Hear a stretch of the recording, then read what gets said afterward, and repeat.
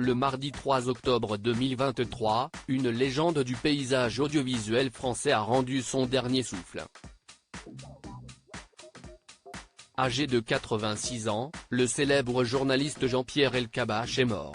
Jean-Pierre Elkabbach avait subi une intervention chirurgicale cet été et son état de santé s'était dégradé depuis, avait révélé BFM TV, pour expliquer les causes de la disparition de l'ancienne voix emblématique d'Europe 1. Peu de temps après l'annonce de sa disparition, de nombreuses personnalités médiatiques ont tenu à saluer la mémoire de celui qui fut une source d'inspiration pour de très nombreux journalistes au fil des années. Les obsèques du journaliste ont été organisées le vendredi 6 octobre 2023.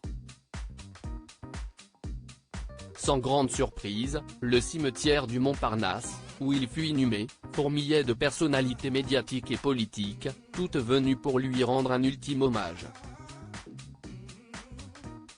Parmi les célébrités présentes ce jour-là, on peut notamment citer l'ancien président de la République François Hollande, l'actuel ministre de l'Éducation nationale Gabriel Attal, mais aussi la première dame Brigitte Macron, ainsi que Claude Chirac.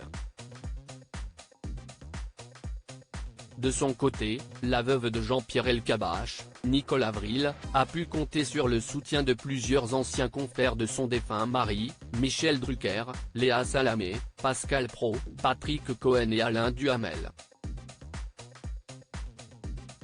Obsèques de Jean-Pierre Elkabbach, le discours bouleversant de sa fille au cours de ses funérailles, la fille de Jean-Pierre Elkabbach, Emmanuelle Bach, lui a rendu un magnifique hommage.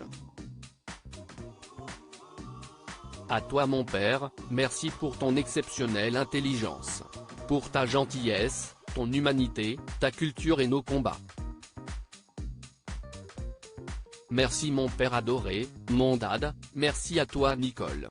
Nous avons réussi ce pari fou et improbable de construire un amour exigeant, d'une profondeur sans égale et d'une extraordinaire honnêteté, a-t-elle déclaré, les larmes aux yeux. Lundi 9 octobre 2023, Jean-Pierre Elkabbach aura droit à un nouvel hommage de taille. En effet, le groupe France Télévisions, dont il fut le président entre 1993 et 1996, va donner son nom au bâtiment principal de son siège à Paris, qui sera désormais baptisé « Maison Jean-Pierre Elkabbach ». Le président de la République, Emmanuel Macron, devrait d'ailleurs prendre part à cette cérémonie.